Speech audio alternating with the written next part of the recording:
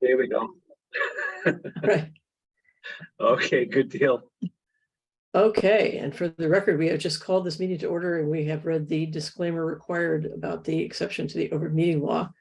And this is the meeting of the Municipal Light Board of Hingham, March 14th. And so we'll go right to the agenda then. And the first item on the agenda is approval of meeting minutes.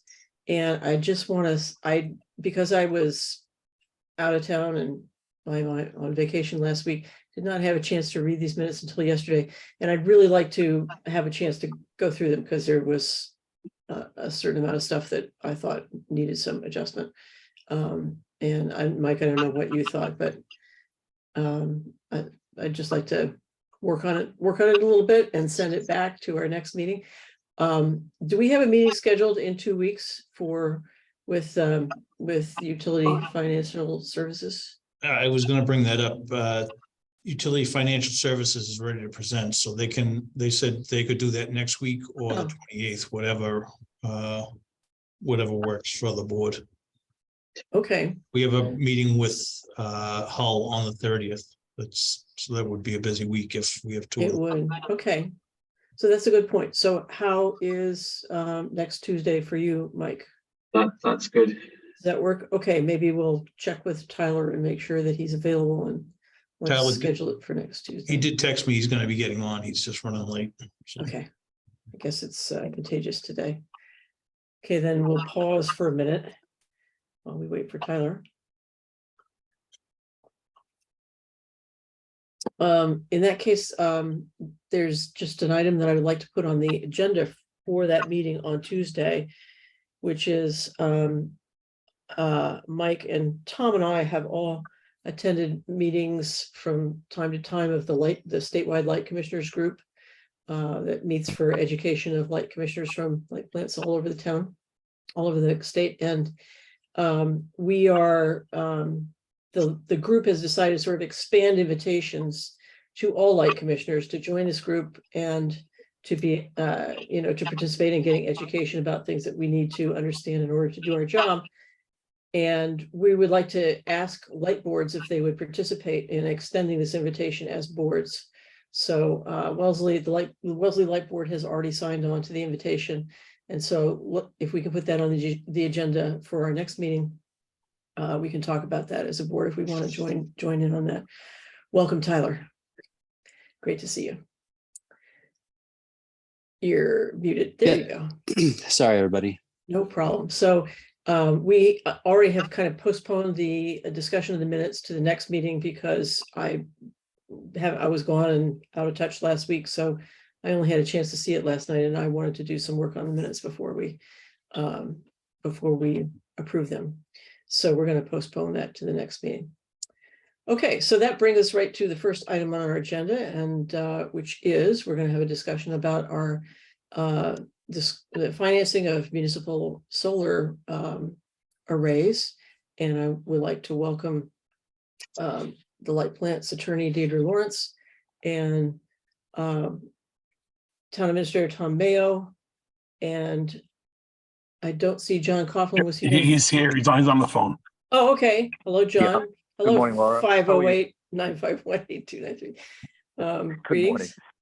And I had put together a list of questions that we wanted to ask. The purpose here is to, as we go forward with our plans, to make sure that we understand the legal aspects, both of if the town should itself decide to own arrays on its own roofs, what's involved in the town financing that either. I mean, I think we understand what's involved in the town financing that by bonding it or borrowing money outside the town. What if they were to borrow money from the light plant, or if we decided that in some cases it made more sense for the light plant to own the arrays on town roofs, what's involved in having permission to use the town's roof, and what haven't we thought of in terms of legal complications? And I've been wanting to have this meeting for quite some time because I feel like I'm sure there's something that we have not thought of.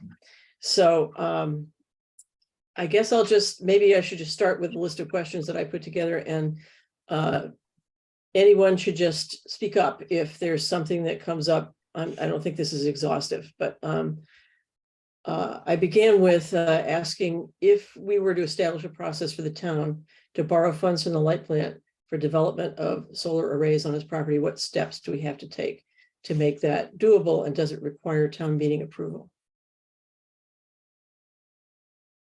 Yeah, so this is John Coughlin, Laura. I did check with Rick Manley from Lock Lord yesterday afternoon, just what would the process be for borrowing outside of the normal municipal bond market. And he sent me back an email, which I think I forwarded to Tom Moorhan late last night, and I can send you a copy. Essentially, there's a couple of ways to do it, at least in his opinion. If we did a straight up borrowing from HMLP, let's say we signed a promissory note to repay funds back, that would be the normal Chapter 44, Section 7 or 8 borrowing through town meeting. And the other option was a lease to own under, I think it was Chapter 4421C, which is also a 2/3 vote at town meeting. So it seemed to be, at least in his opinion, that if we did a borrowing as part of the installation, that would be a 2/3 town meeting vote. If we went either through the normal borrowing process or if we tried to do some financing through HMLP. So that's at least what I found out yesterday, and I can forward you that email if you want to just have that for your records too. Okay. Yep, that was what we were wanting to know. So that answers that question. And then one thing we wanted to discuss, if we decide to go ahead with borrowing from the light plant, what would be, and this is not by any means to settle this question, just to raise a question, that we would need to consider what the appropriate interest rate for borrowings like that would be.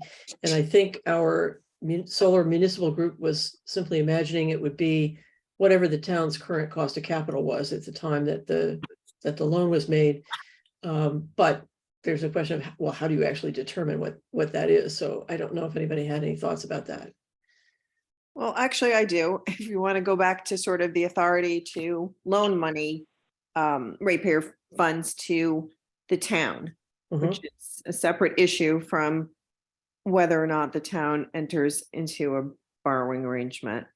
And there's the only thing that I know of that exists out there on this issue is an advisory opinion from the Department of Public Utilities, which is not considered binding precedent. But in that case, the department was asked by the Littleton Electric, Light and Water Department whether or not a loan could be made by the electric division to the water division because they had run into a cost overrun on a water project. And the department confirmed that they didn't see a prohibition in Chapter 164 against the electric department loaning money, but it had to be from unappropriated earned surplus, which means it can't loan money at a sort of on an above the line basis, right? And then the proposal from Littleton was, they proposed a 10-year repayment period. How many years is not my department. But the department, at least for the purposes of this advisory opinion, thought that was more than reasonable. And the interest rate wasn't the town's cost of capital, because the department said that one of the considerations when they look at, what light departments do with this sort of surplus funds is is there some kind of benefit here to the ratepayers? The ratepayers in better position since, ostensibly that money could be funneled back to the ratepayers in terms of general rate relief. So they said, which I thought was interesting, the, unappropriated earned surplus, just cash on hand that isn't in depreciation, that isn't in like customer deposits or any of those accounts that the light department gets to retain the interest on, the town keeps the interest. So ratepayers aren't making any money on that. So what they came up with was, wait, could you say that again? Sure. There's the cash on hand that is to the account of the light plant. Right, Ratepayers don't, nobody, you guys don't get interest on that. The because it's being town- held by the town and the Yes, town and the- keeps the interest. Okay. Yeah, exactly. So, the advisory opinions said they thought it was reasonable that the light department was gonna charge 0.25% over the rate the town was currently being paid by its bank on the deposits. And that's about it. So I just Okay, wanted to, I don't really follow why that's reasonable. If you know what I mean. no, I don't understand your question. It's reasonable for the light plant to charge 2.5%. No, 0.25, Oh, 0.25. okay. A quarter of a, yeah. Okay. mhm. Now that looks reasonable, thank you. You're welcome. Okay, and that's 0.25, their proposal was to charge 0.25% over what the town was receiving for interest on its accounts in general, Correct. On but that. nothing to do with what it's paying for its borrowings, but instead what it's receiving for cash held in their banks. Yes, and the logic was the ratepayers would be in a better position after having made that loan. They would have received some benefit. Okay, so in that case, the loan was to the water department, so you could see why there wasn't any direct sort of operational benefit to the light ratepayers to make that loan. In our case, we're looking at this very similar to the light plant's goal to find contracts for electricity on the open market that contribute to our and the town's goals of reducing carbon emissions. So we're kind of looking at it as this is electric generation that we want to buy, and we want or that either that we want to buy or that we want it to be the generation to be consumed in town instead of generation bought outside on the open market. And the goal is to meet both the light plants and the town's carbon emissions goals. And the consideration is that this electric generation is going to be more expensive than buying it on the open market. If we could buy solar energy on the open market, which we do when we can, but it just doesn't, it's not available. It doesn't come up very often, which leads the light plant to want to create generation within the town that has other benefits, but the main goal is to use it to substitute for non-green energy that we would otherwise buy on the open market. So that's how we are right now looking at what the benefit to the ratepayers is. And I wonder if you have an opinion about that, Deidre. I don't, because there's no precedent on that, sort of, what's the word I'm looking for? I guess, logic on that. There's not a lot on there. And I mean, out there on sort of loan issues. And I think, I'm not sure what you're saying. In other words, are you distinguishing and saying you shouldn't pay, you shouldn't be paid, the ratepayers shouldn't be paid interest? Is that No, the difference? I don't. No, but let's so imagine that we just wanted to charge the town its current cost of capital because what the ratepayers are receiving is not being paid, for the loan, but rather for the generation that we're seeking to put into our portfolio. That's the goal on behalf of ratepayers. And would that generation be priced more, for instance, or less than generation you get without having the risk of building and operating your own generating facilities? In other words, if you go on the open market, I don't know what the answer to this is, but I'm just saying, like, say you can get solar and Rex for, I don't know what it costs, but call it 10 cents, since that's an easy number. But the effective price for the ratepayers, if you are building something on somebody else's property, is 15 cents. You know what I'm saying? Like, what's the benefit? Because they're just all electrons with Rex. You know what I mean? Yeah, Like, yes. yeah.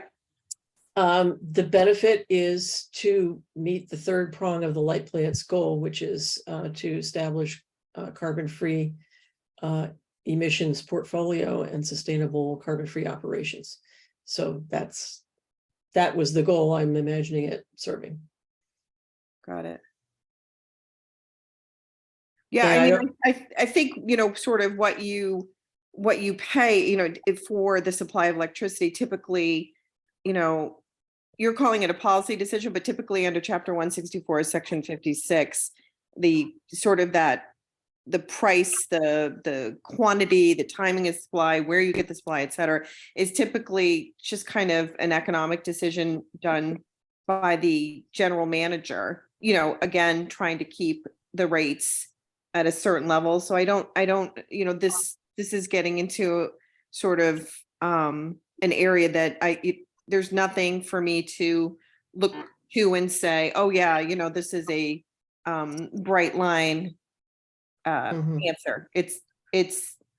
There's nothing really on it. So I'm telling you about a 15-year-old advisory opinion, and that's about all there is out there. And I think the only thing that I would be aware of is giving a class of ratepayers. The town is no different than Whole Foods in terms of, the law looks at them all as ratepayers. And there's a tendency for light plants to say, oh, well, but, we're doing this there's a benefit to the town. And I think, there's always a concern that you don't engage in anything that could be seen as sort of like a discriminatory rate practice. So, I think to the extent that everything is transparent and the funds are below the line, I think, generally, as long as there is some kind of logical reasoning, it's really, it becomes more of a political kind of decision. You know what I'm saying? And then John is on the phone, and, one of the things that, over the years, and I think he's already answered this in another context, but, over the years, we've been asked by clients, like, can we direct money, like to the school department, give them $150,000 below the line because they need new computers, or, something like that. And, our concern has always been, just warning that the light department not get involved in anything that runs afoul of municipal finance law, but that's not my area. That's John's. And that's because, I think I've mentioned this before to you, Laura, specifically, is my concern about the, kind of doing an end run around the appropriation process. So when you give the town, like a in lieu payment, typically you don't say this is only for X, Y, and Z, because town typically, the way the budget and everything works, the town would then make the decision how to appropriate that. But I don't want to get into the weeds on that. That's John's stuff. Well, I don't know if John has anything to add to that. Yeah, I think just on a separate issue though, before we go there, it seemed to me like and Deirdre, if you could send me that old decision, it'd be helpful, just so I could have it in my file about the interest rate. Because it sounds to me like in that case, they said a quarter point above what the town was getting in its savings account, for lack of a better word, was okay. I'm wondering if, and I don't know how Tom may or may know, I don't know how the interest rate that we receive for our deposits is different from the interest rate on the open market to borrow. I don't know what the disparity between the two is, which one's higher or lower. We'd have to look at all of that. But it almost seemed to me like as long as they were getting the 0.25% interest, that was really the key, right? Because otherwise they weren't receiving anything at all. So I'm just wondering whether it gives us flexibility if we did a loan to do a really low interest loan, as long as HMLP was getting some interest on the money, which otherwise it was getting zero. So that Right. would be No, something to I think you that's know? right. I think that's right. And again, John, you'll see this is an advisory opinion that says, up, down, and sideways. This shouldn't be used as, being relied upon yeah. by anybody else. But I think that was the idea, was that there just was some benefit to the ratepayer. And, I have no idea, like, it's not going to be an issue unless somebody complains about it. You know what I mean? So maybe you could get away with 0.10. I don't know, and this was 15 years ago, and interest rates may have been very different. So I think that's the key, is that there's something for their trouble. Something above zero, which is Correct. what we're getting for our trouble right now. So. Right, exactly. Because, I mean, obviously, doing this and keeping track of it and having your accountants deal with it every year with you, there is a cost to that. So you certainly wouldn't want the ratepayers to be out anything for its act of generosity or whatever you want to call it. But, yeah, I think as long as you're covering, and I don't know how the money works out, but I think that's right, John. Okay. yeah, and I think, and I don't want to speak for Tom Mayo, but I think from the town's point of view, we wouldn't want to pay more for this loan than we would out in the municipal bond market. But, there's also a cost for us to go out and borrow too. So all of that would have to be Right. in, I think, in the term and all of that kind of stuff. So. Right. Yeah. Somebody smarter than I am needs to figure out all the financial aspects of it. John, But, would we have to procure all that? I'm sorry, I didn't hear that. Would we have to procure all that? So the borrowing is not a procurement. You're talking about procuring the purchase of the solar panels? The purchase of the solar thing, yeah. Yeah, I think so, but I don't think that would be I assume we would just do a normal RFP or bid process to buy the solar panels, since we're buying them, right? We're just getting the funds, and then we're turning around and purchasing and installing the system, I assume. Yeah, but there's a competitive process for determining who we borrow from. We do that through CMA when we do large borrowings anyway. Wouldn't this be an intra-municipal that's not a agreement? 30B process. No, it's not That's not a 30B. 30B No. process. No, Right. that's more of that's more testing the market to see what we can get, Okay, all right. Okay. It's not a legal requirement. It's more of a financial best practice. Let's make sure we're Gotcha. getting a good rate. Okay. Yeah, so I do want to say, relative to the previous idea of sort of just changing our pilot to accommodate funds so that the town could do whatever it wanted with, and presumably to put solar arrays. I'm not a big fan of that process. Having sat on the other side of that process, wearing a different hat 20 years ago, when I was on the advisory committee, I was the liaison to the light department, and I was asked by the select board to come to the light board and explain that we needed a little more money than our pilot at the time. Could they help us? And the light board said, yes, but we want our money to go to the schools.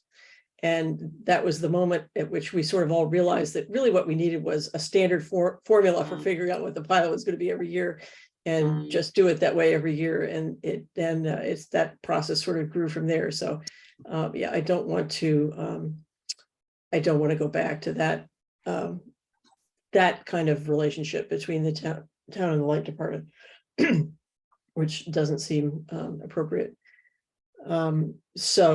But it sounds like, but it would have to go to town meeting. We have established that, even borrowing from the light plant.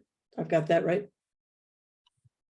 Yes, that's what, and I forwarded you that email, Laura, just so you'd have it, but Yeah. that's at least, I checked with Rick, he's bond counsel. I totally trust his judgment and opinion on this stuff. And he was pretty clear that the borrowing statute really is authorization to borrow regardless of the source of the funds, whether it was a municipal bond or a private bank loan or something else. It seems like the borrowing is at least a trigger to do the 2/3 vote at town meetings. And I just wanted to just step back to what you were saying previously, Deirdre, about the kind of decision that it is. What, you know, is it a policy decision or an operational decision to decide about the economics of this project versus that project? I have sort of been operating on the assumption, and I'd appreciate your opinion about this, that the kind of policy decision that is in the realm of responsibility for the board is to say, the light board would like to add some in-town, some distributed energy resources in Hingham to our portfolio in general, and possibly to make a suggestion. Maybe the smart way to start with that is by working with the town, but making decisions about actually which projects we're going to go forward with, this project versus that project, or no project, would be Tom's decision. Does that make sense in that framework that you drew? Yeah, I think however you get there, whether you take a vote and say, you know, it's our policy to have, you know, more of that generation, you'll, you know, here you go, GM, go forth and figure out a way to do that. So there's, you know, that end of the spectrum, the more specific you get. So as you move to, and the project needs to look like this, and it should be cited here. Now, in my opinion, you're calling it, putting the policy veneer on it is you're getting too far afield of what the board is supposed to be doing versus what is typically the GM's duties. So I think there's a spectrum there, and depending on where you are in it, it is, you know, whether it's Tom's job or not. But I think you've pretty much summarized it, because he's involved in the day-to-day operations. He's involved in presenting the budget to you. He's involved in rate design. And typically that's not that's not policy, you know? So you have to, I guess, just be sort of generally cognizant of that line. I think you, sounds like what you just said respects that structure under 164. Thank you. So right now, what we have is a small subgroup of staff and myself and 2 volunteers from the town who are sort of scouting out opportunities for this in the municipal area. But we've always assumed that Tom would be making any final decisions about what projects we pursue or don't pursue in that regard. Right. Okay, great. So now, on behalf of the town, I guess one of the questions was, are there advantages to the town in borrowing from the light plant rather than from the bond market, or vice versa? You know, price of the borrowing is obviously one of them. I don't know if there are any others.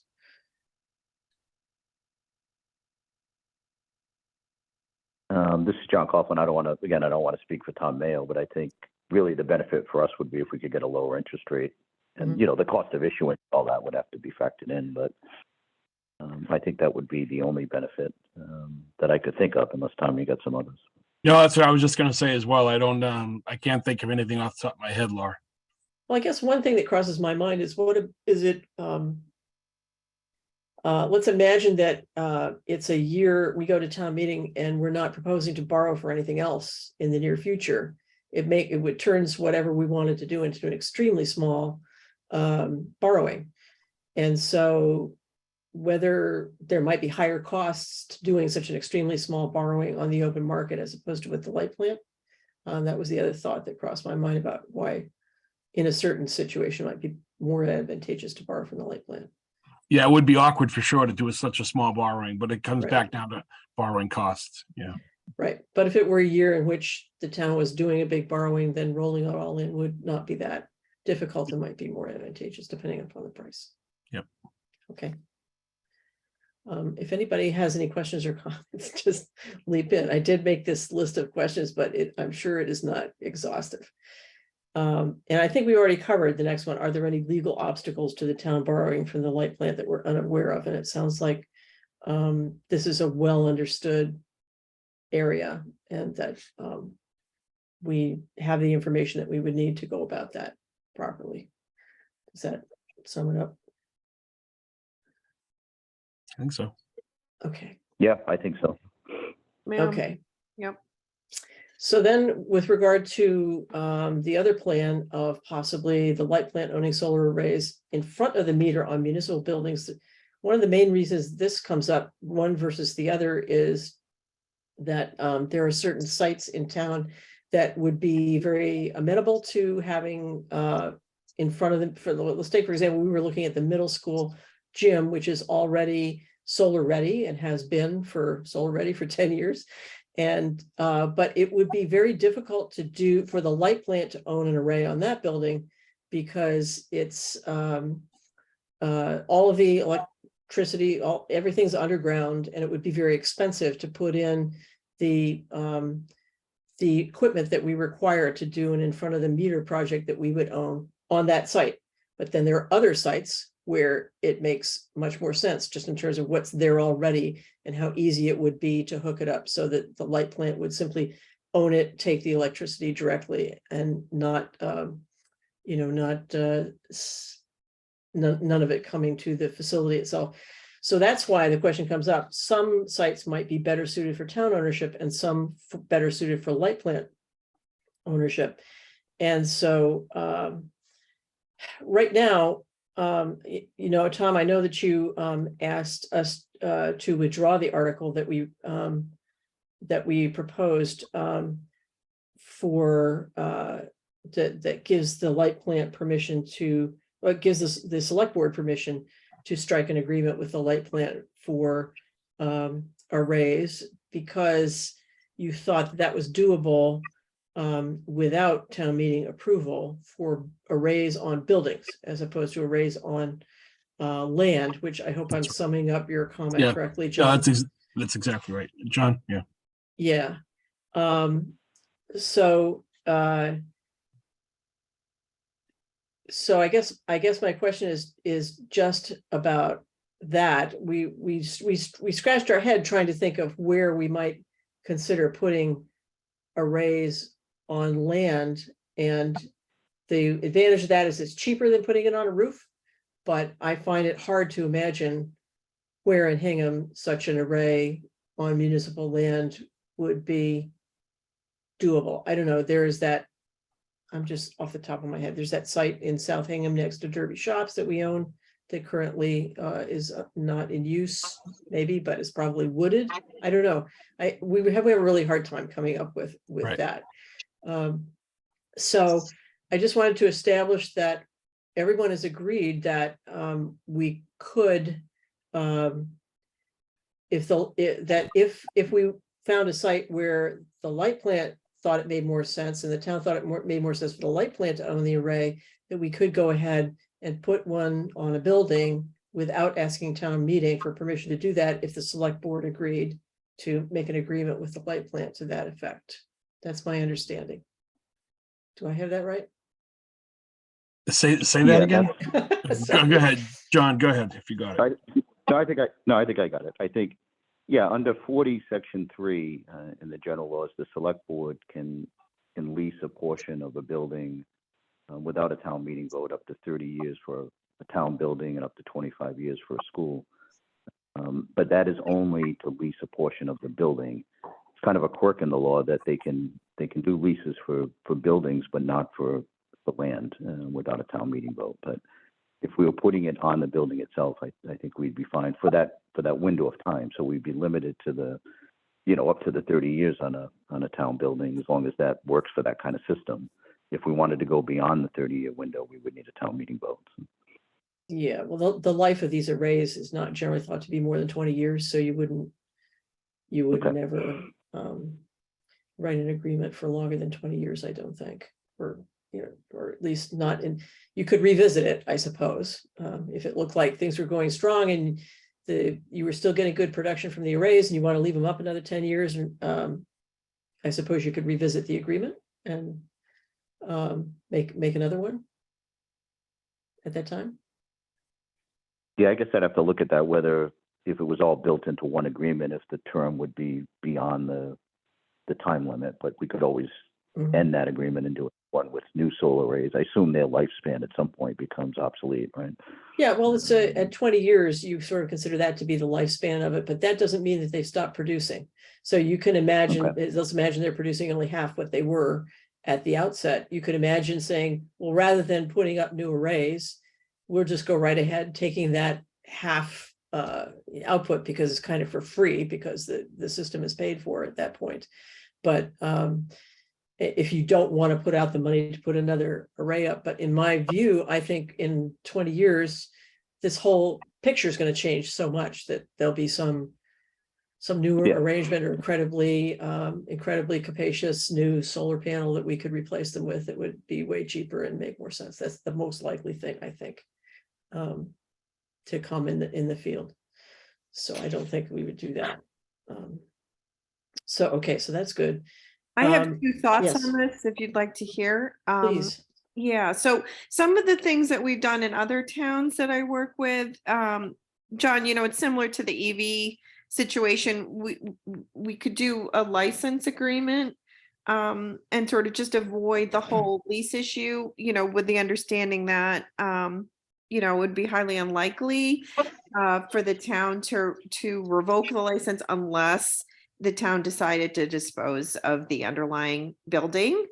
And then the other thing I just wanted to make you aware of, I mean, I'm sure you already know this. I know that land is at a premium in Hingham, but there is a DEP policy that encourages the construction of solar on land that's otherwise considered not buildable, that might be wet, because it's not something that can lead to releases. You could do it on like, for instance, water department land, or there's different ways to construct so that there aren't as many impacts. So that's just another area, as you think about lots of different options, whether it's on a roof or the land option, something that you might look at and say, oh, geez, that looks like it probably wouldn't work.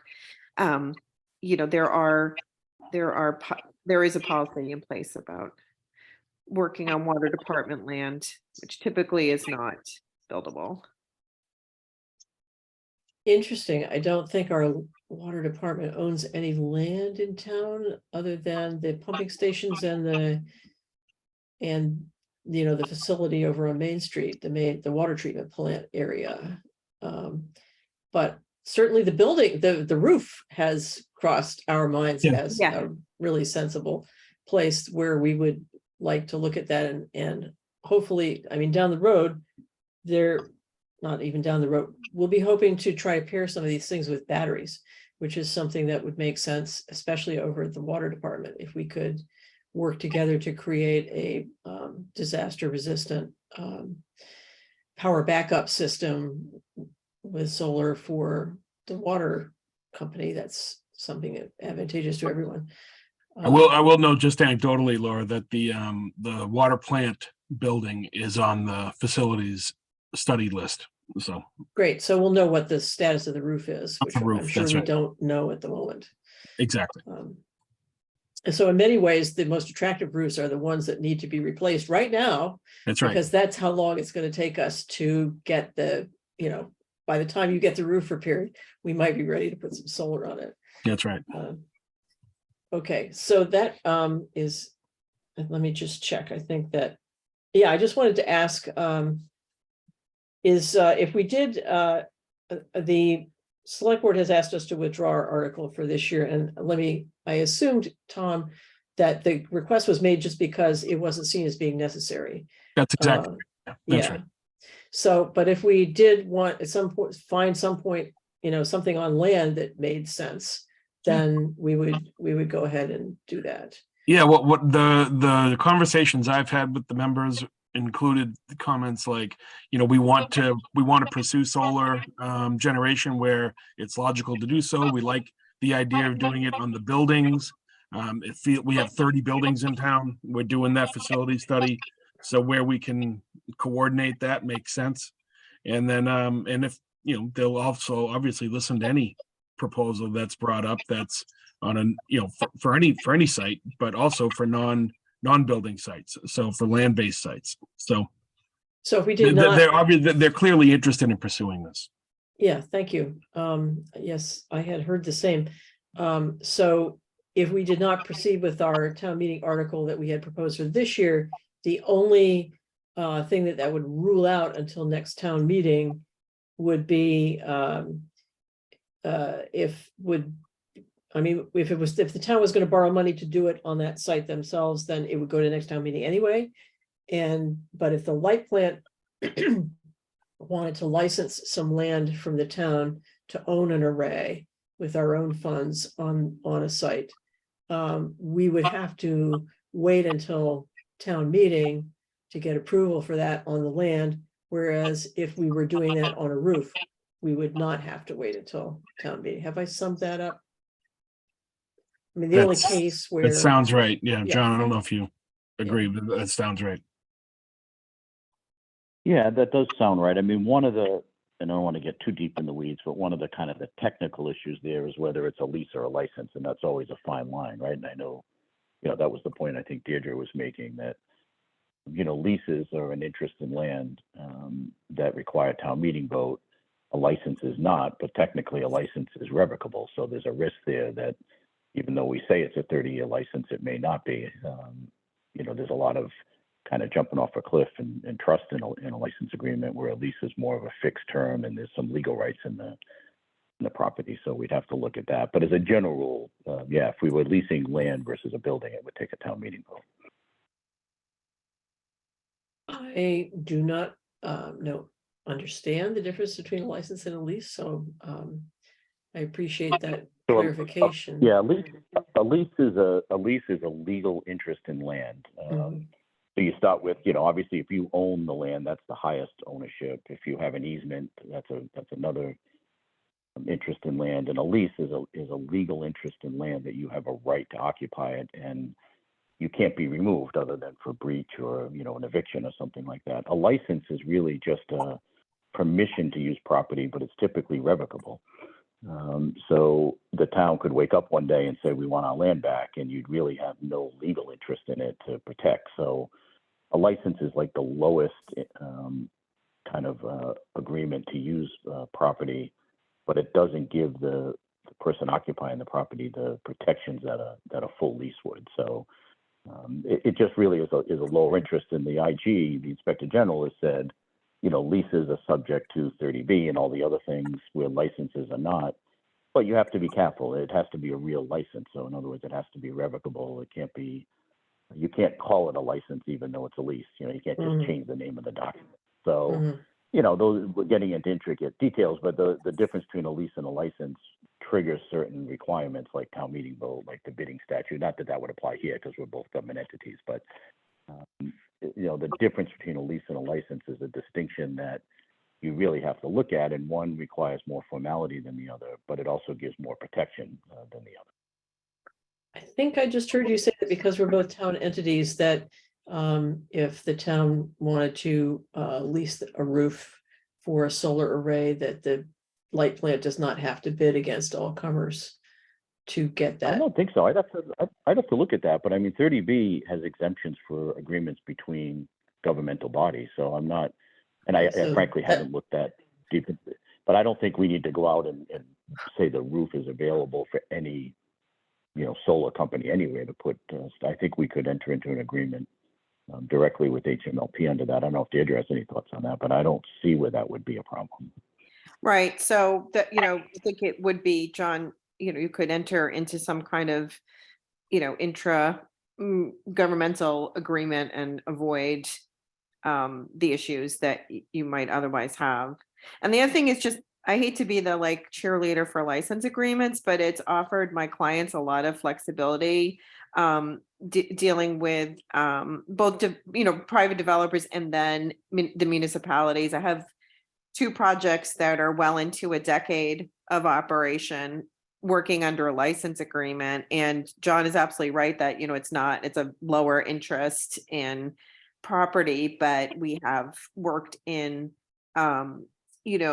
it says clearly it's revocable, but that there are costs associated with revocation in both those communities. actually, there's 3 of them. And, you know, so that the town the town realizes that it will cost them to just wake up one day and say, get this off. Because there's been significant investment on the roof. So that's, and we've also done it with land, and that really depends on the level of, you know, each individual town council's comfort with doing licenses on land.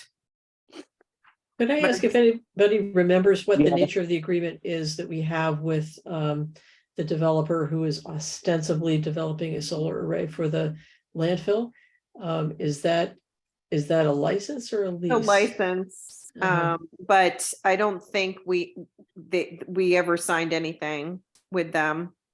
Tom, do you remember? I'd have to go look, but it was definitely a license agreement that, so, you know, we got didn't we go to town meeting on that, John, you know, to get approval for? We did, that is a license agreement, but I think Yeah. what, I'd have to go back, just jog my memory, but I think the difference there was we did the town meeting vote because we were transferring care, custody, and control of the property over to HMLP, who was then gonna license it out to a private developer or something versus just a Exactly. license between the, so, Yeah.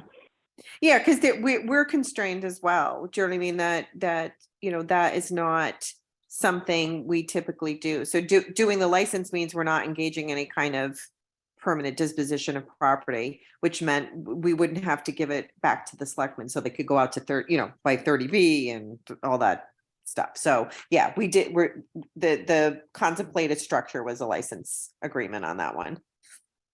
Okay, so I'm confused now. So the light plant has care, custody, and control over the top of the landfill from town meeting For solar. Mhm. just to put solar on it. Yeah. I mean, is it restricted to that? It was a limited, it was a limited vote to Okay. just allow HMLP to use the surface of the landfill. But then the idea was, I think, and I'd have to go back, and it's been a few years, but I think it was because HMLP was then going to go out into the private market and have somebody else develop it, that they needed kind of that control over it versus if that was just a straight license agreement between the town and HMLP for HMLP to build the solar arrays. I think that might have been a different, we may have looked at that a little bit differently. You know? Yeah. And you're saying that we have never actually signed a license agreement with someone to build there, Tom? Do we have an agreement with that company to build an array there? You're muted. That was prior to me, but just kind of a, you know, timing is everything, update on this. I got a call from the developer, you know, because I had called them looking for an update. He called me back. That project could be delayed till next year. So I told him at that point that we would be looking at canceling that whatever agreement. So Deirdre is looking into what we do have with them. And I will be, whatever agreement it is, we'll be sending them a letter that it's null and void. And we'll look at doing that project internally with, as an HMLP project. And we're all set to do that because we have care, custody, and control of the land for purposes of developing a solar array, and it's right next to the substation. Right. It's all designed. We have some of the equipment already ordered, so. Oh, wow. So Yeah, did they've just been stinkers. yes, I'm so glad that Tom, that you're considering that, because it seems like it's time. Yeah. Great. Okay, another subject. So that brings me to the end of my questions. I don't know if others have questions or things that they'd like to clarify while we have this wonderful benefit of having our 2 attorneys with us at the same time.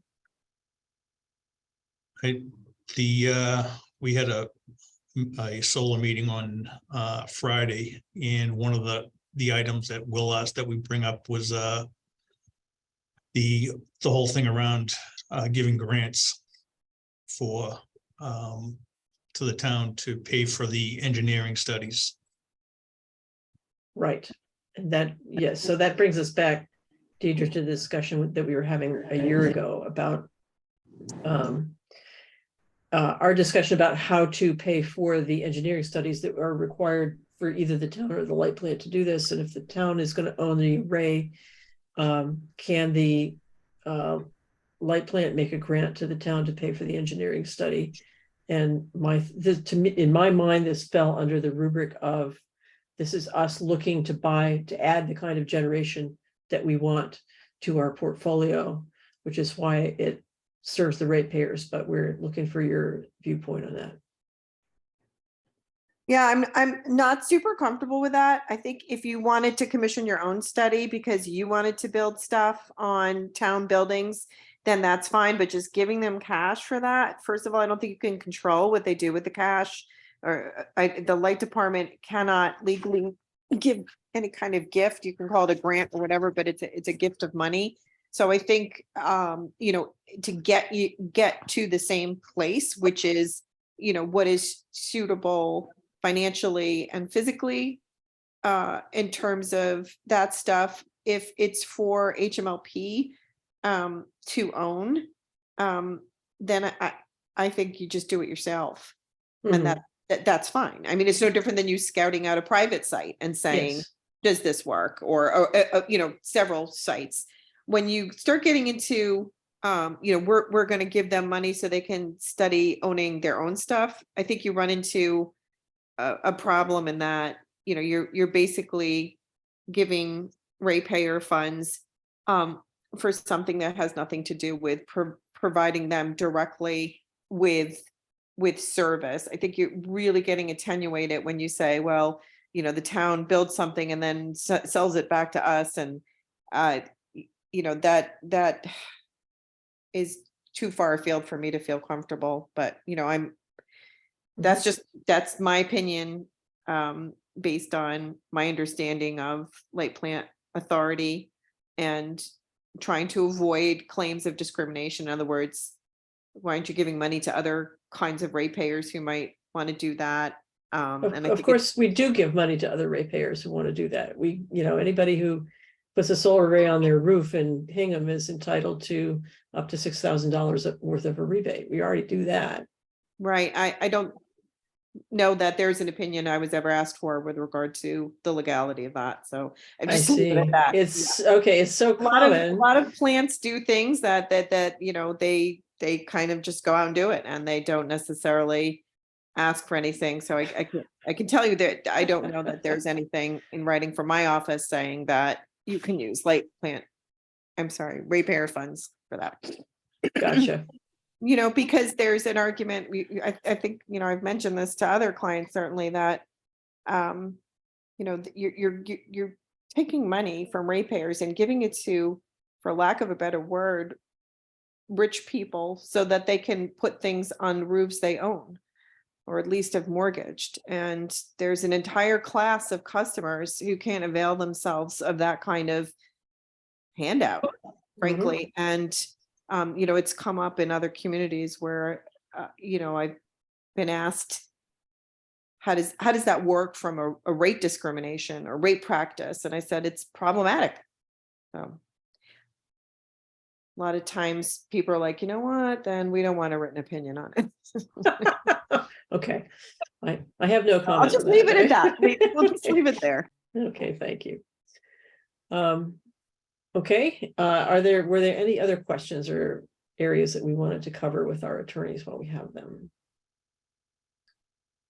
I guess the one other question while we have Deirdre, I guess, is the thought of doing the opt-out program. So Oh, that's, yeah, unrelated to unrelated to this. municipal. So, well, I don't want to hold up the town folks over the rate question, but let me let's put a pin in that for a second. And also, I'm not sure that we can discuss that in the meeting because it's not on the agenda. So maybe you want to have a private conversation with Deirdre and bring that back to the board. Okay, sure. Yep. So at this point, I would ask the board if there is a motion to withdraw the article that we had proposed for 2023 town meeting. So moved. Is there a second? Second. Okay, is there any discussion before we take a vote? All in favor, Mike? Aye. Tyler? Aye. Laura? Aye. Okay, we look forward to a profitable and valuable cooperation arrangement going forward. Thank you. So maybe that brings us to the end of this discussion, except that I will ask if there is anybody from the public who has a question or comment about the discussion that we've had on financing for solar arrays on municipal buildings. Okay, seeing none, then we will say thank you, Tom. Thank you, Deidre. Thank you, John. I think we know where we're going now, and we really appreciate your time. Great. And this has been Thanks, very everybody. helpful. Thank you all. Thank you. Thanks, Laura. Thanks. Thanks, Deirdre. Nice to talk to you. Thanks, John. Nice to talk to you too, John. Take care. Take care. Okay, so that we have done our warrant article discussion. That was next on the agenda. And then, excuse me, the next item on the agenda is the climate action plan presentation. I assume this has to do with how it impacts the light plant. Do I have that right, Tom?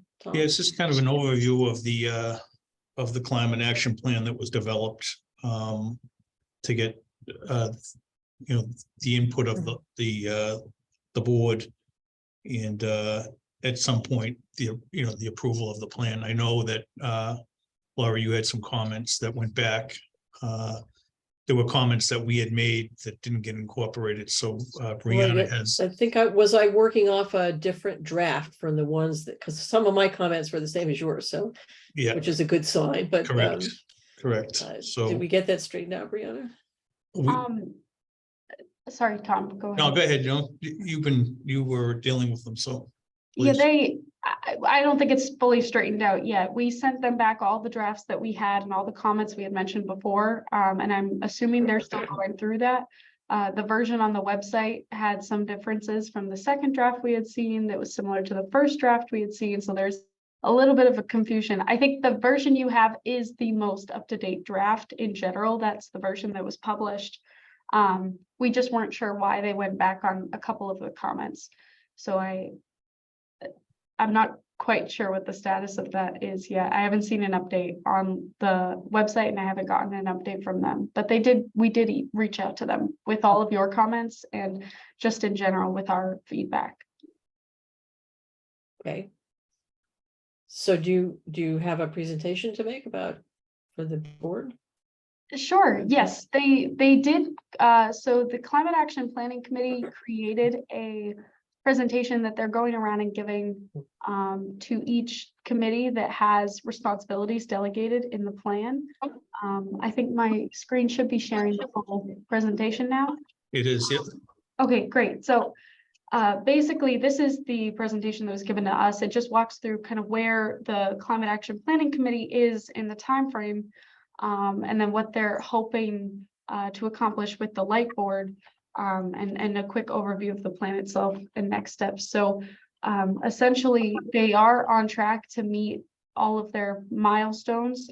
They're at the end of the process. They started about 1 year ago, and now, as you can see, we're in March of 2023. And in the next couple of weeks, they're going to be revising the draft with all the comments they get back from boards. And then a final presentation of the plan will be given to, I presume, the select board.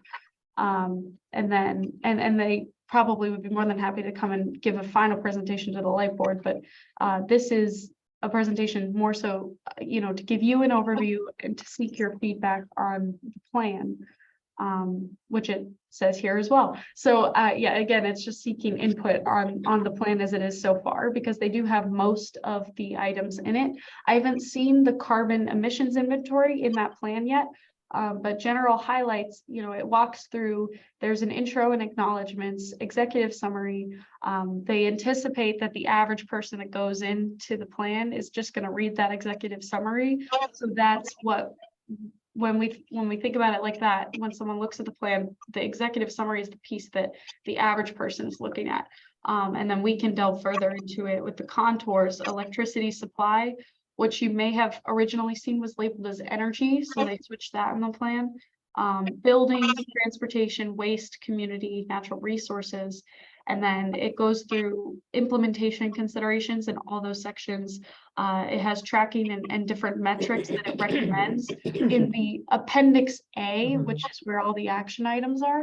So when you get a chance to look through the plan itself, you'll notice that towards the end of it, appendix A is where all the action items are listed. And they'll say like HMLP, and those are the things that we'll need to provide feedback on in the plan. And then the specific sections that would apply to us would be buildings, transportation, and electricity supply. We have a pretty heavy hand in each of those. There's not much of anything in waste or community that would apply to us, but these items, there's a lot of action items for HMLP.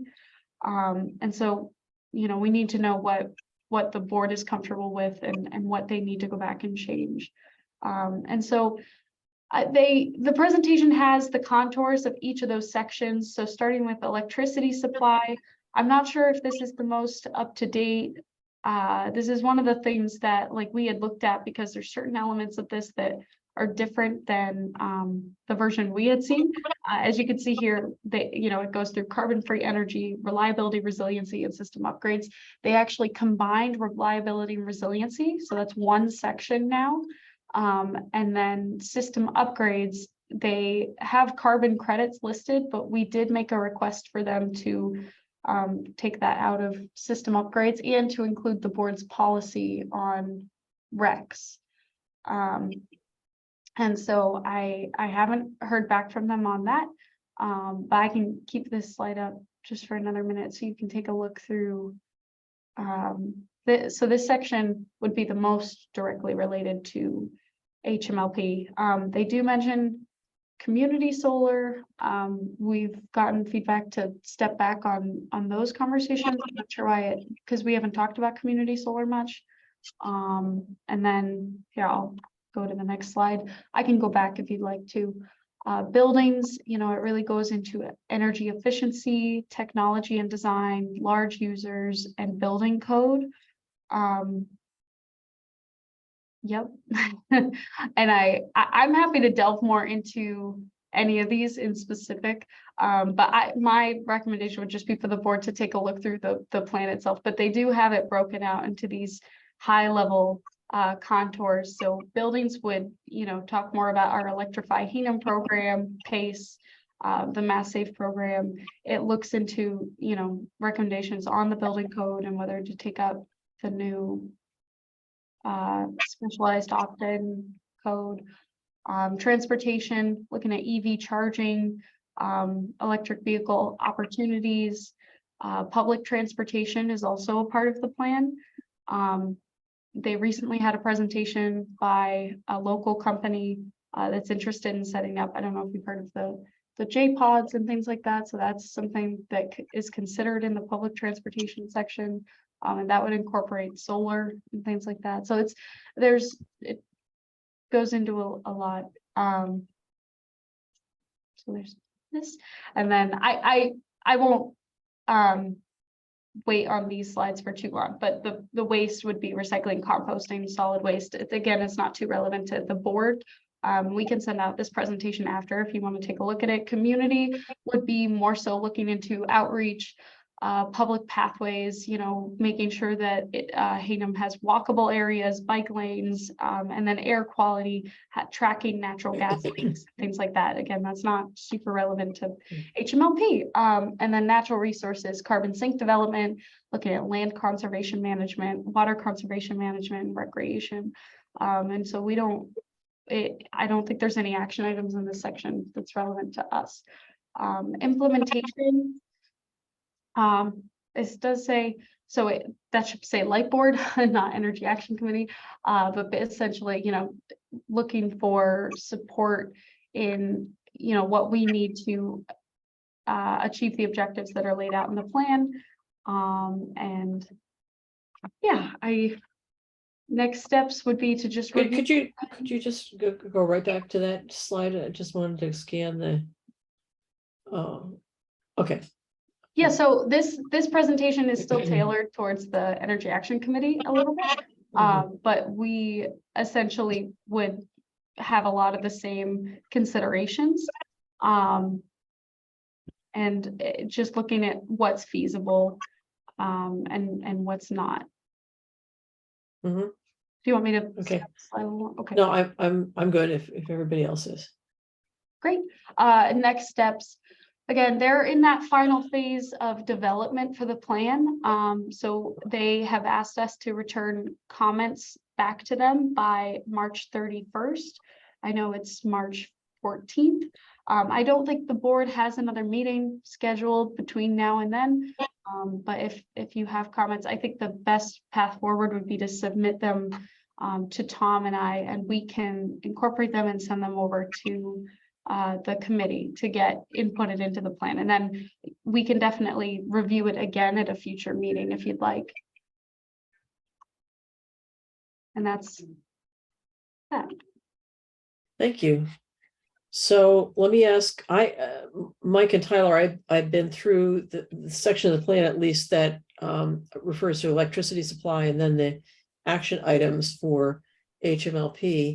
And I had a lot of comments, which I just sent through Brianna, hoping that she could, make it, shape it into something and pass it on to the Climate Action Planning Committee. My two largest areas of concern were, as Brianna said, the plan as it's written recommends that we buy RECs to cover the carbon portion of our portfolio.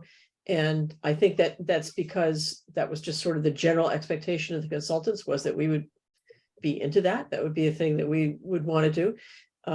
And so I just sent back, our policy and asked them to sort of take that into consideration. And then the other one is that community solar is referenced several times through the document, and it isn't defined as to what that is. And what that is, it looks a little different in a municipal light plant town than it does elsewhere. So I just didn't know what did they mean by that? So I wondered about that. And I had a few other comments. So I just wondered, for the two of you, would you like to do that same process and look through the plan and send your comments to Brianna to be wrapped in and sent to the committee? Because I mean, I don't know that we would need to have a discussion amongst ourselves. Perhaps if we recommend something that opposes the other person's recommendation, that Brianna can flag that and say, hey, there's a discussion we need to have here, but I don't imagine that there will be. But you definitely may spot things and have approaches to it that I didn't have. So what do you think? Is that a good approach? Yeah, Happy to. definitely. Yeah. Okay, so Brianna, if you could send them whatever the draft is that we should be working with, which I'm not sure. Okay, she's just put a link in the document in the chat to that. Yes, I can send out a document, or I'll have Tom send out the document to the board, but I also just put the link in the chat so that you can click it. It's from the town of Hingham's website. They have that draft uploaded. If there's a change to it, if they get a more recent version up there, we can let the board know. Okay.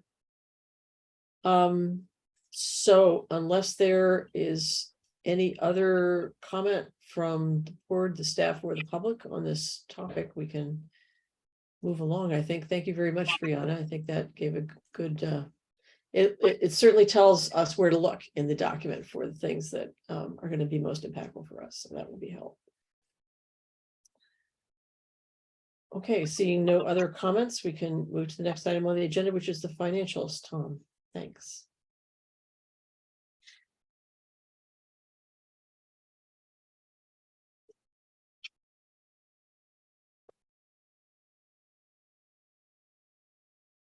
You're muted, Tom. You can see my screen? Yes. Okay. So for January, our kilowatt hour sales were down. Obviously, the month we've had a great winter as far as weather-wise, warm. So kilowatt hour sales were down. Our revenue was 3.2 million. Expenses of 2.6, so net income of 500, almost $600,000 for the month.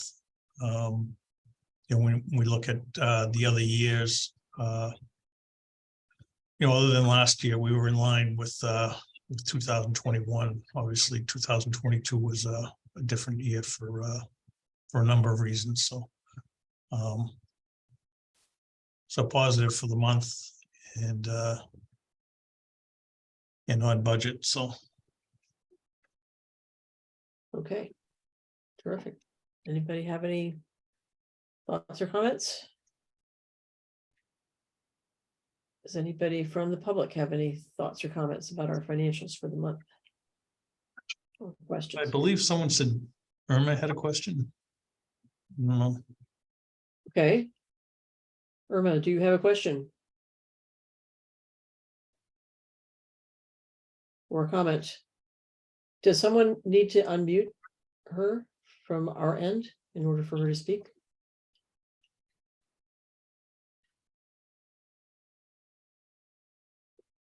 She had her hand up for about 5 minutes. I'm sorry? She had her hand up for about 5 Oh. minutes when You Brianna. sure it was a hand or not a like sometimes you have the palm in front of the person and Oh, it looks Okay. like a hand. Well, I apologize for not seeing that. So, Yeah, I didn't see. but she's muted right now and we need to, there we There we go. go. Yeah, I do not have a question. Okay. All right, thank you. Okay. Anyone else? Questions or comments? And if I missed seeing a hand about a previous topic, don't be shy. Stick your hand up again and let's address it. Go ahead, you say. Quick question? Yeah. With the loan to the town for the solar, Okay, Could you- first, but could you just identify yourself, name and Oh. address, please, for the record? this is Christine White from the light plant. Yep, great. And Under- the open meeting law requires that you give your address. That's why I'm asking. Okay, sorry. So would the loan to the town potentially impact capital projects such as the transmission line? Like if we're- So the current, excuse me, the current idea is that these loans would be funded out of, we don't have a name for this fund yet. We're calling it variously the Green Fund or whatever. We have a fund that is, right now it comes from the sale of renewable energy credits.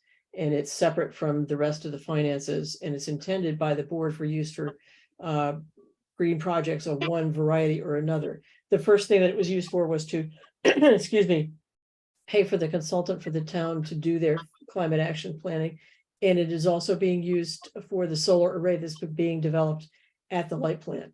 And so those funds are not included in the funds that we are planning to devote to the transmission project. They're separate. So as of now, the answer is no, it would not have an impact on Okay. that. Thank you. Have we looked into, I'm Ellen, this is Ellen from the customer service. Have we looked into grants? I know that Christine, you've looked at the different solars that have been put in for different towns and we've been able to come up with a lot of grants and then to pay for Then at least half of subsidized. them and then they're subsidized by the light plant and by the town. So there's grants out there that other people are using, but we haven't talked very much about grants. So on our little, the solar committee, which consists of several staff members and me and a couple of volunteers, one of the volunteers has been tasked with and has been looking into grants. He hasn't really come up with much yet. So if you have information about that, that would be great to pass that on to him because he's kind of trying to assemble a list of opportunities and we would definitely like to take advantage of any grant programs that work. So if you have found grant programs that other light plants have used for this purpose or anyone, we would love to have that information. So maybe you could pass it to Tom and Tom could pass it on to the solar committee. Sure, of course. Does that make sense? Thank you so much. That would be such a huge contribution if we could find such a thing. That'd be great. Anyone else? Comments or questions? Okay, so we let me just refer again to the agenda. We're up, I think, to our updates area, where we are on the updates on the transmission line project. Yep, so as far as the transmission line project goes, we just got a updated cost estimate from our engineering consultant. That price has increased by about $12 million since last year. So the cost is now, for the transmission line itself is 72 million, and the cost of the Eversource piece is about 35 million. So we're up to somewhere around $118 million for this project. I forwarded the updated cost to the utility financial services to take a look at how that impacts the rates, and they believe that that they can still work within the framework that they had given us at the last meeting, so it won't impact the rates for the next 3 years anyway. But they did ask for kind of a band of low to higher interest rate hikes for the next 3 years. And when they say they can work with it, they mean perhaps they won't meet that 6% goal that they had set, but might be higher. Yeah, he didn't think it would interpret that? impact what they had. He thought that those numbers that they'd given us would still work with the additional cost. Wow. What was the previous cost estimate? We were at 60 million. But that was before. 60. So the Eversource piece has Eversource. not changed. So that was the 30. The Eversource piece is that'll be a payment over 37 years for them building that station and then operating it. So that'll be an expense that'll be incurred every year for 37 years. And then the price to build it is the 72 million.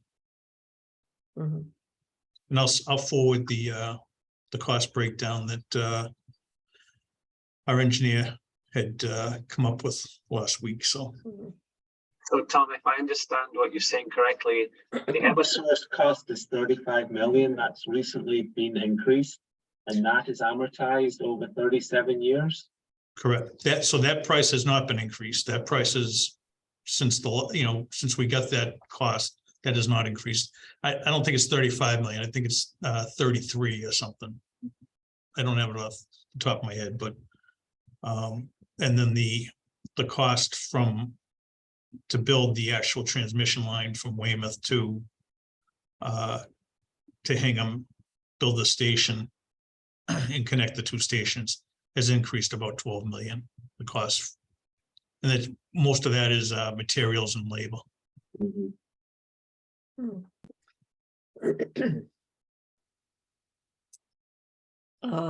Well, that is a hard pill to swallow. I mean, these costs, there's a chance that they could come down in the next couple of years. Obviously costs are through the roof right now. Yeah. So there is a chance that they could come down, but there's a chance, I guess.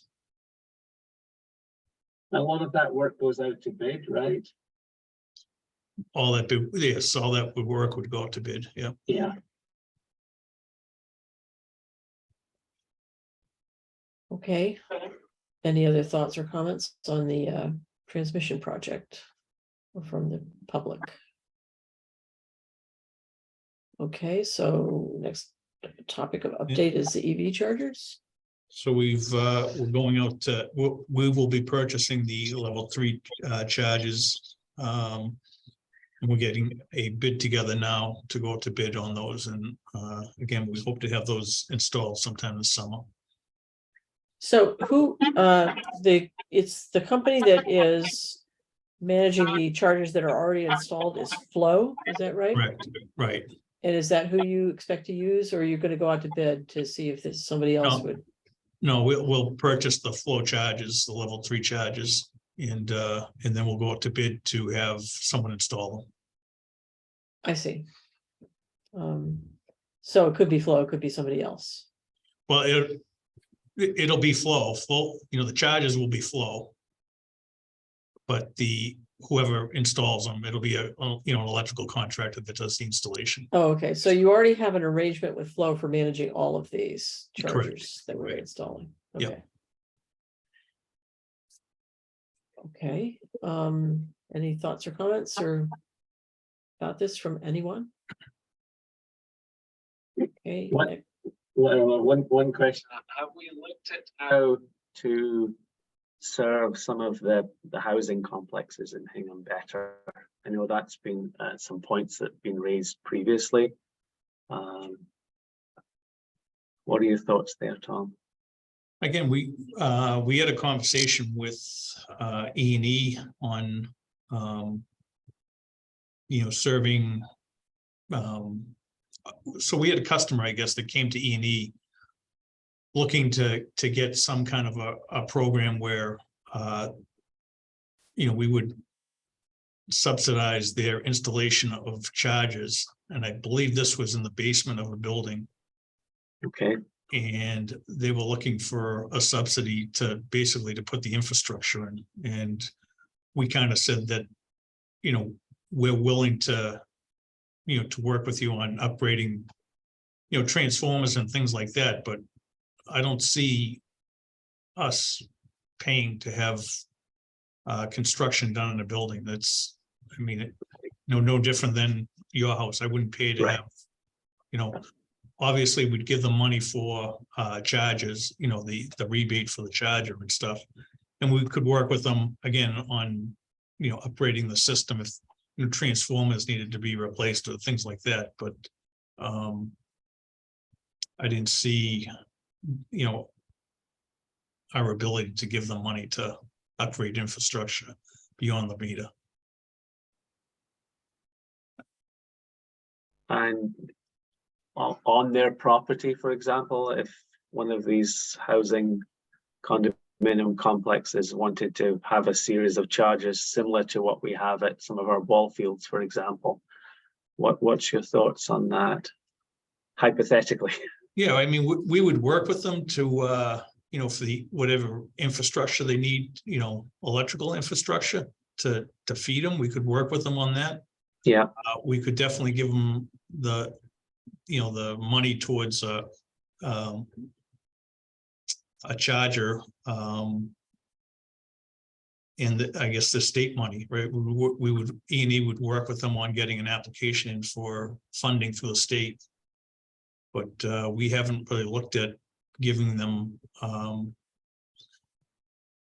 doing a rebate for electrical, charging on.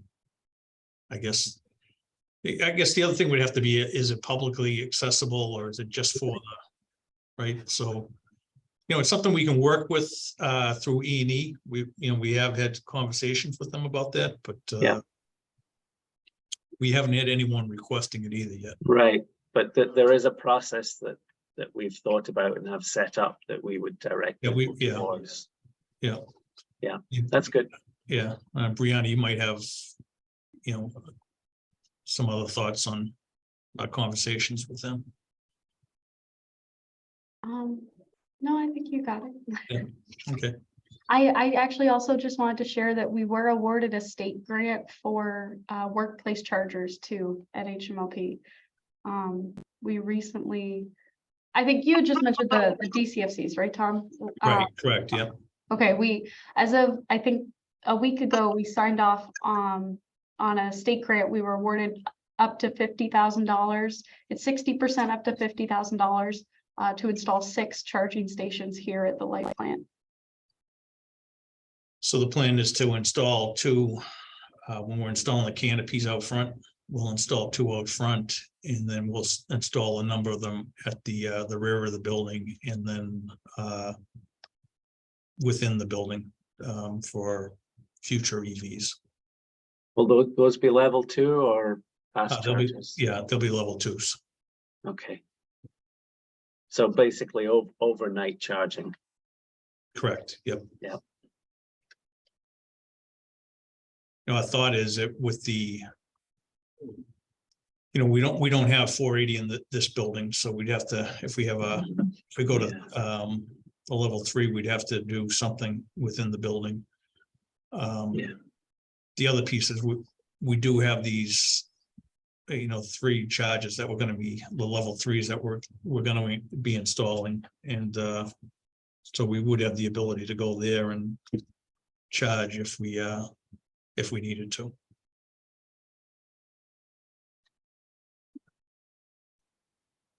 Okay, anything else on the EV chargers? Any comments or questions from anyone? If not, we're on to the next update. We're getting to the end here. The HMLP project. How are we doing? Again, this is the HMLP solar is the solar here. I believe we have the bid opening tomorrow for that project. So we hope to get that going this spring, depending on the availability of materials, and hopefully this spring, and have it done by the end of the summer.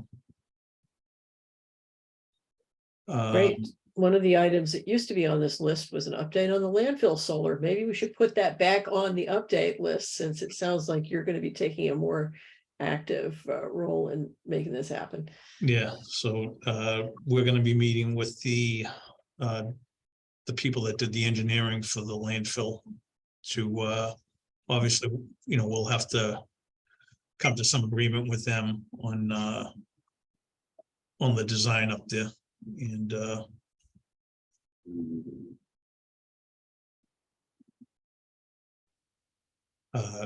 yeah. So we have to come up with the decision on the design. We don't have to go out to bid for that because basically they already did it. But we'll negotiate something with them, and then we'll have them put together an RFP, and we'll go out to bid on that. So. And who did the design? It was Industria, was the name of the company. Okay. Yeah, Okay. the other thing Probably the number one, the number one comment that I keep getting from people in the community is, are those arrays on the T stations up and running yet? I can give them a good answer on that. Then the second question is, well, what about that solar at the landfill? So I will look forward to having a better answer to that question. Yeah, hopefully, hopefully we can get something done this year there, and at least get it started. So, great. Like I said, Deirdre is looking at, what we have with them right now, so that we can send them a letter and tell them that we're no longer interested in their services. So. Great. Have we paid them anything for anything at any point? No. Yeah. Okay. Maybe that's why we haven't gotten anything out of them. I don't know. Yeah. Well, again, that was a PPA, so yeah, we paid for anything there. Other than we did order some equipment ahead of time because we thought that was going to happen. So we do have some of the equipment, and so well, that's good. We came Sounds to the like we're ready project. to go. And now that so this will be an interesting, if this is our first project, then finding out how we can get the equivalent of the investment tax credits that we are now eligible for. This will be a great trial run on figuring out how to do that, making sure that we can actually make that happen for planning for future projects. That will be awesome. Yeah. The other thing that I guess we're looking at is we have a couple of sites in South Hingham.